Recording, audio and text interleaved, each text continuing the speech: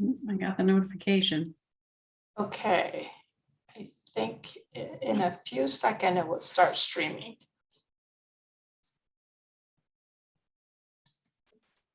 No, we're on YouTube now. It says it's streaming. Yeah. Yes. Do you want me to go or do you want to wait for Barry? Why don't we go ahead and go and then he can join? Okay. So we'll do the call to order, roll call, and the land acknowledgement. Does somebody want to read the land acknowledgement? I can do it. Are we, Okay. do we do roll call first? Oh, Sure, I have no let's idea. do roll call. Okay. So we have member alternate McQuaid, Here. member alternate Barry. He's here. And I'm here, member Sue is here, and Chair Rowden. Here. Thank you. Okay, I'll go ahead and read the land acknowledgement. The city of Albany recognizes that we occupy the land originally protected by the Confederated Villages of Lejeune. We acknowledge the genocide that took place on these lands and must make strides to repay the moral debt that is owed to this indigenous people, specifically the Ohlone tribe. We thank them for their contributions, which have transformed our community and will continue to bring forth growth and unity. The city of Albany commits to sustaining ongoing relationships with the tribe and together build a better future for all that now make this their home.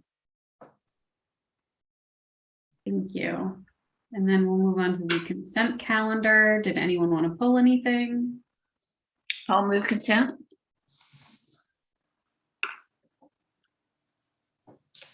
Can I second? Yeah, you can second. Done. So member alternate McQuaid, Yes. member alternate Barry, Yes. and I vote yes. Member Sue votes yes, and Chair Rowden.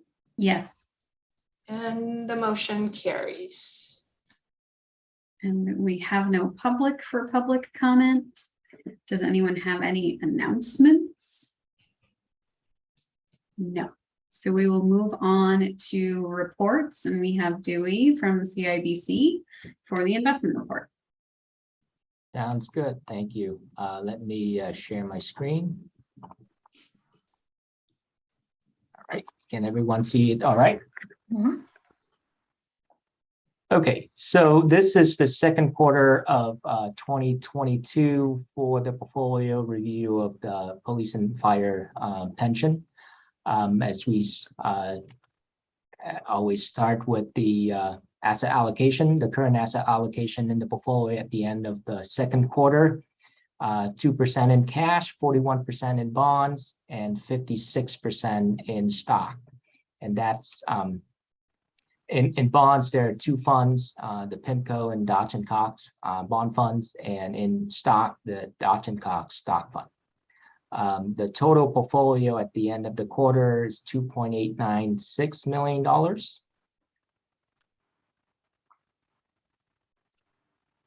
The next page, this is the change in market value year to date. So we started out the year, this is at the end of last year, $3.576 million. Within the first two quarters of the year, there were $300,000 transfer out of the portfolio. The income generated was close to $30,000, $29,948. Capital appreciation or loss so far this year, $409,947. So total return was approximately $380,000 in loss, capital loss. At the end of the quarter, the value of the portfolio was $2.896 million. The next page, this is the summary since inception. The portfolio was incepted in September, at the end of September 2009, started with $10.9 million. Money withdrawn from the portfolio since 2009, $14.2 million. The income generated throughout the last 13 years, $1.27 million. And the capital gains, the appreciated value was $3.94 million. So total return, the sum of income and capital appreciation, $6.2 million. And net out the withdrawals, current balance 2.896. Next page is, this is the performance result for the portfolio year to date, the last 3 years and since inception. So year to date, the value of the portfolio is down 10.79%. Over the last 3 years, the average return was 4.48, and since inception, 6.7%.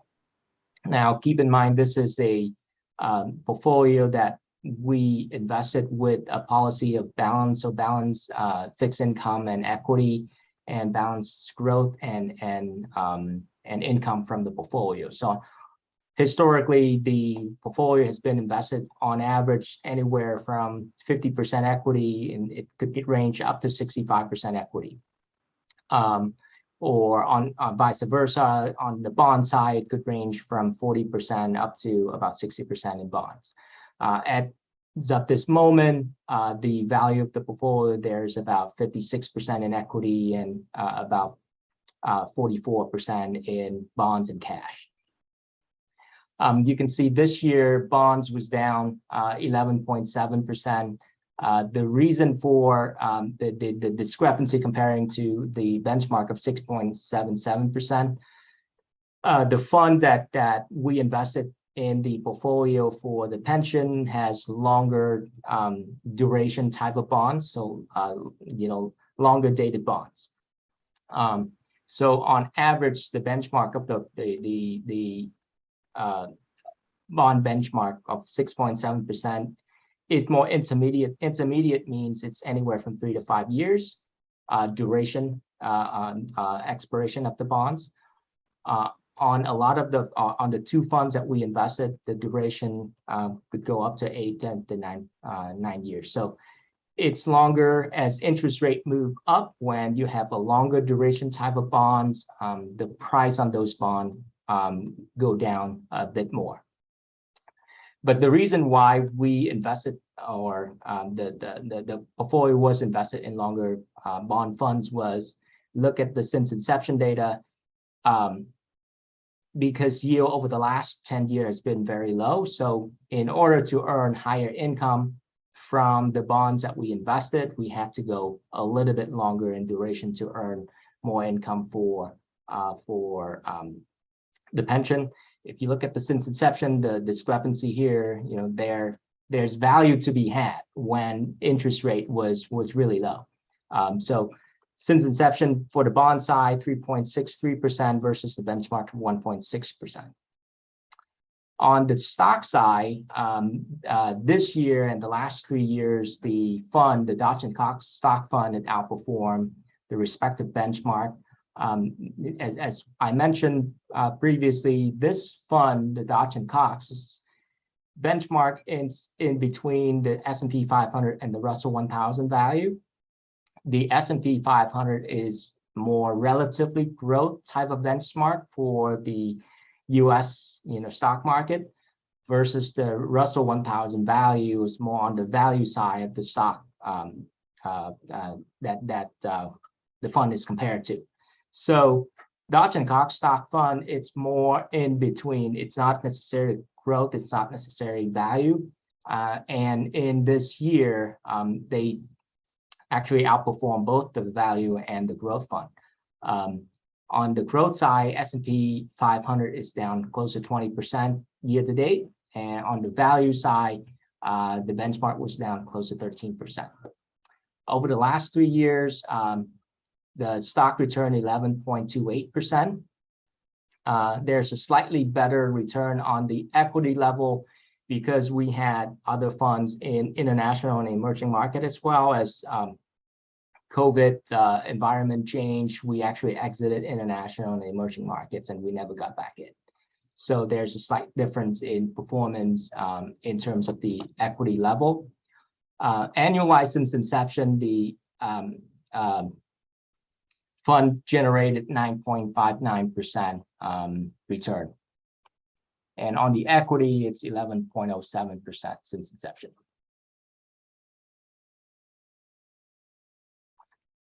Any questions so far in terms of the portfolio, where things are? I do have a question. You had indicated how we normally weight equity versus bonds. As there are fewer participants and the end date of the pension gets closer and closer, should we reevaluate that, or do you guys automatically factor for things like that? We actually do, but at the same time, here's the thing that we want to take a look at, especially. You're right, that makes sense when we want to look at whether we want to add more bonds to the portfolio versus equity. But if you look at the return so far year to date, stock down, US stock, the S&P down 20%. Bonds didn't fare much better, and in the performance you see here, because when stock went down 11%, the bond funds went down in a relatively same amount. So, and if you look at the total return for the period of 3 year, 5 years, the income generated from these bonds were very low, comparing to where you can earn a little bit more, and actually a lot more on stock. But this is looking back. It doesn't necessarily mean that it's going to play out this way again. But to us, we still see that the rate environment, even though interest rate has gone up significantly from the low, is still very low historically. So the risk, the risk reward calculation doesn't necessarily mean that bonds are a lot safer comparing to stock. Definitely, we want in this environment, we want to be more conservative as the distribution from the pension starts to increase. But to balance that, I think, at least that our firm thinks that there's a more value in terms of risk reward to be in stock. So that's a balancing act at the end of the quarter, or when you make the distribution. We will determine whether it makes sense to pull it out from stock or pull it out from bonds. And then of course we evaluate during the quarter whether we want to reduce equity or reduce bonds. Right now we are slightly overweight on equity just because of the last distribution we made. We pulled from bonds. And because at the time when we pull the distribution, stock was down more, and it makes sense to do that. And so this quarter is where we evaluate whether we want to trim equity significantly if we have a recovery from the market. Okay. So let me go over our market outlook. So this is a look back of the first first half of the year. As you can see, I want to highlight actually.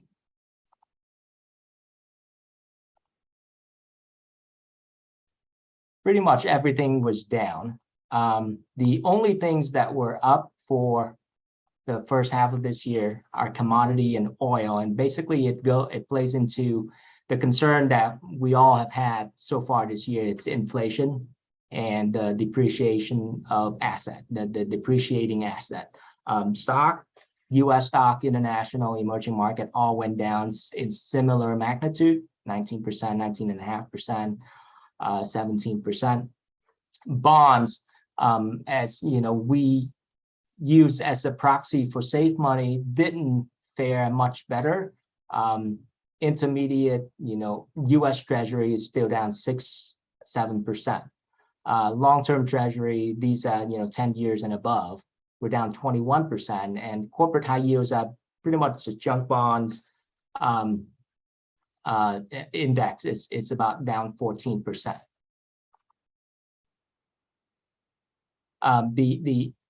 On the commodity side, gold was relatively flat for the year.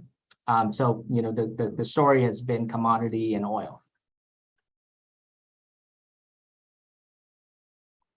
So with the look back here, we'll talk about our outlook investment theme for this quarter.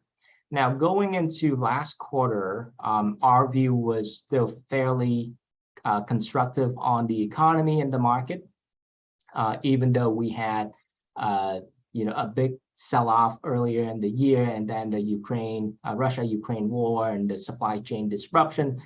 But in terms of U.S. economy, you know, there was, you know, strong data to suggest the economy was moving, growing well. Labor market was very strong. Consumer spending was very strong as well. Toward the latter end of last quarter, things kind of unravel more.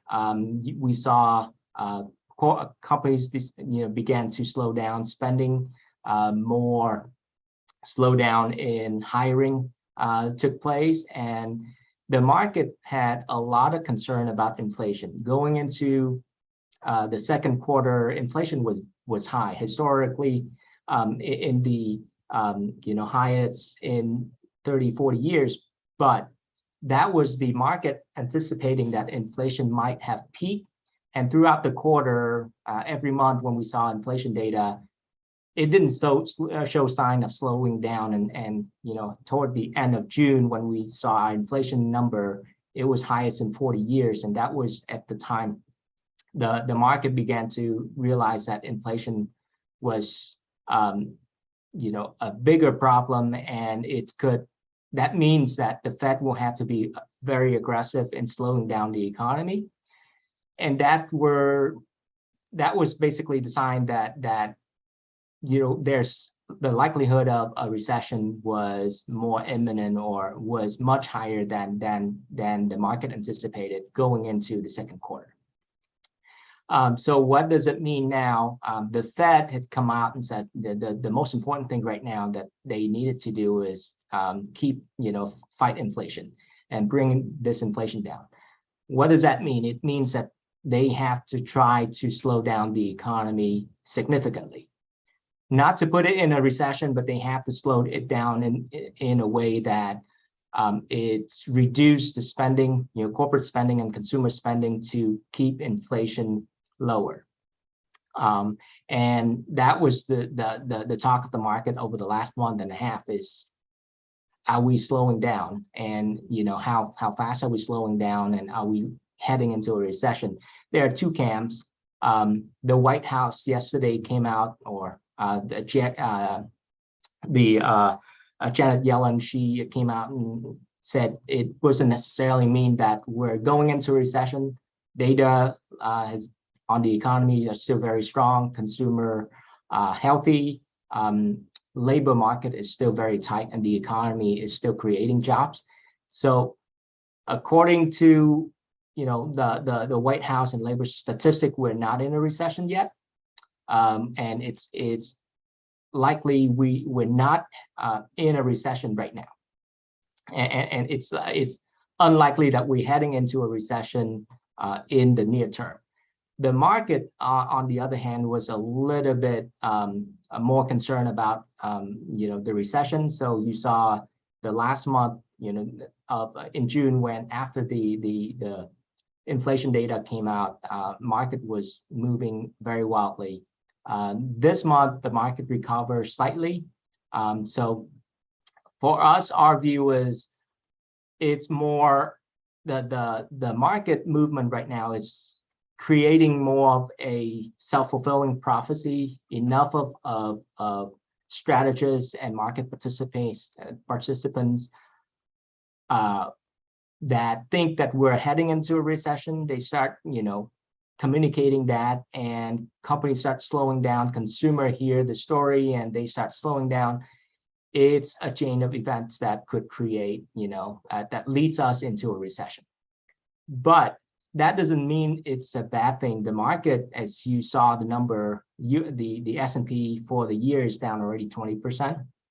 In a recession, in previous recession, on average, the stock market was down 25%.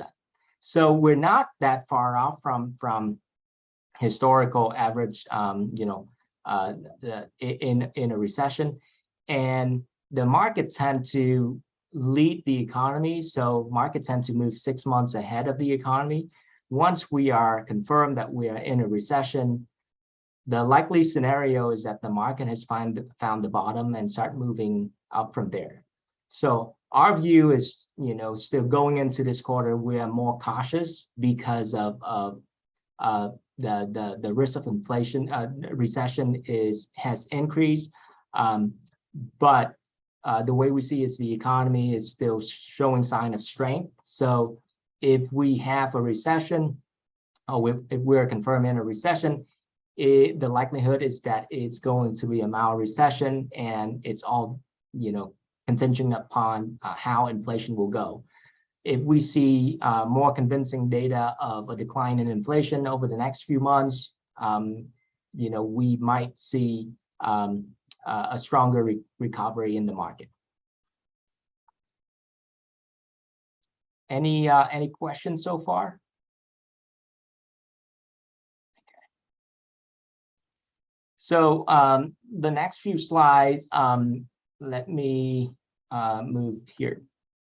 What I want to highlight is the concern, when we talk about recession, is contagion and how severe it could be.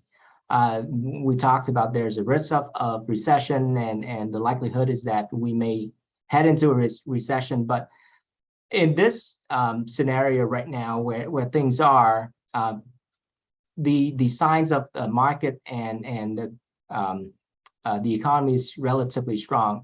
In previous recession, we had companies were in a much worse shape comparing to where things are. So right now, if you look at the corporate credit, corporate bonds and high yield bonds, corporate bonds looks very healthy. Companies are not highly levered. So even if we have a recession, and a mild one, or a deeper recession, it's unlikely that there will be wave of default, and that can lead into a financial crisis. Back in 2008, 2009, we had a recession that leads into a severe financial crisis. It's unlikely that scenario would play out this time, just due to the health of the balance sheet of most, overall on average in the market right now. I talked about, U.S. equity corporate leverage remains low relative to history. So in terms of, U.S. corporate, the companies right now, they're in good shape. Valuation, the stock market valuation now comparing to where they were just 8 months ago at the high, or 6 months ago at the end of the year, stock valuation has got back to the historical average. Now, last year, a lot of people were saying that valuation was so high, stock would kind of overvalue. It's kind of play out. So with the 20% cut and drop in the S&P, valuation now looks like it's back to historical average. This number, if you look back the last 12 months, how company reported earnings, it looks healthy, but this doesn't tell the whole story, because if we head into a recession, companies will revise their earnings, and we'll have to revise earnings downwards. And if you look at the forward price or earnings, it doesn't necessarily tell much of a story. Forward price to earnings right now looks cheap. But if companies start cutting their earnings, then that becomes more expensive. But the thing is, when you see at the bottom of the market during a recession, the price to earnings ratio, the valuation looks very expensive, because earnings got cut, prices stays the same. That's where you see price to earnings got ballooned, and that's typically where you see the market bottom. So right now, it doesn't tell much of a story whether we found a bottom in the market, or if we're in the middle of recession, this is something that we monitor. We monitor how companies report their earnings and if they cut their guidance forward. If it shows signs that things are slowing down, but companies still makes money and things look good, well, the likelihood of recovery heading into the fourth quarter later in the year, the market rally is high, and that's how it typically play out if we don't have a recession or mild recession. But if it's more severe, then we want to look at how companies report their earnings and where the price to earnings ratio play out.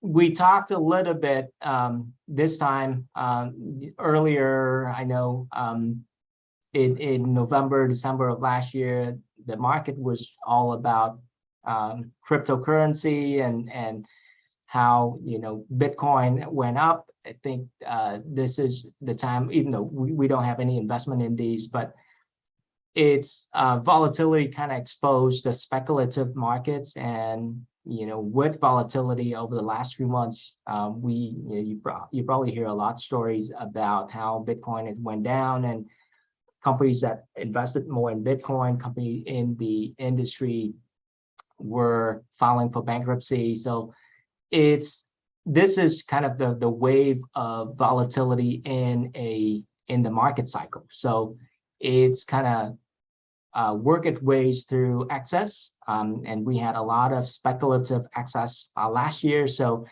this is signs that the economy or the market is getting back to fundamental and getting back to more of a healthy sign going into the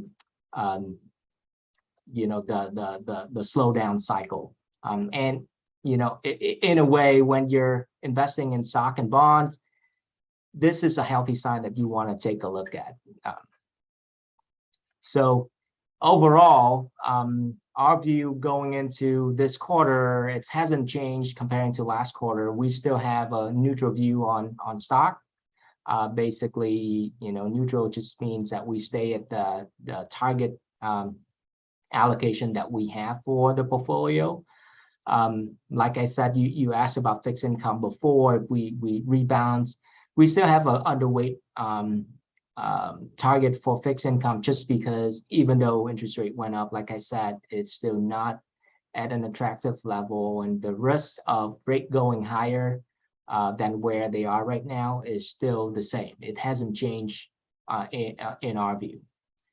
So that concludes the presentation or the review of the pension. Any questions, concern?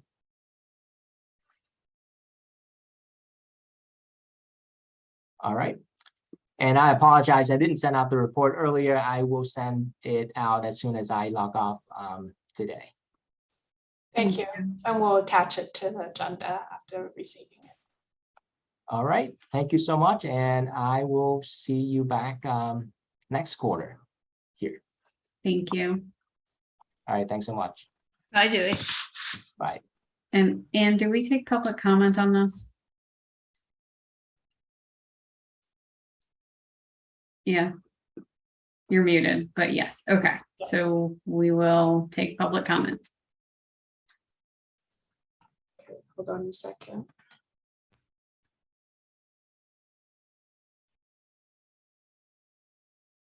Yeah, I can't do it. Hey, Jeremiah, I'm running the timer on my, That's okay. I just have a 30-second question. I was wondering if anybody's thought of putting any sort of the money into a CD account. I know I have a CD account at Bank of America, and it's just kind of a long-term savings account. I think I'm doing a 5-year CD account to where I can't pull any money out, but it does generate interest, and I think it's at 6%. It's really good interest rate. So I was wondering if maybe that's a possibility to put some money into a CD account to generate some sort of revenue on that, because it's a fixed rate. So that was just my public comment. So maybe we can look into a CD account if that's a viable option. Thank you for letting me make my public comment. Thank you. Thank you. And just so that you know, that is something, all of those fixed income type of accounts are things that the asset manager looks into, whether it's CDs, bonds, anything like that. So they do look into those things. Okay. So moving on to, we have nothing on 6. Does anyone have any future agenda items that they would like us to consider? Perfect. Okay. Our next meeting is going to be Tuesday, October 25th at 3 p.m. And I guess we are adjourned. Thank you, everyone. Thanks. Thank you.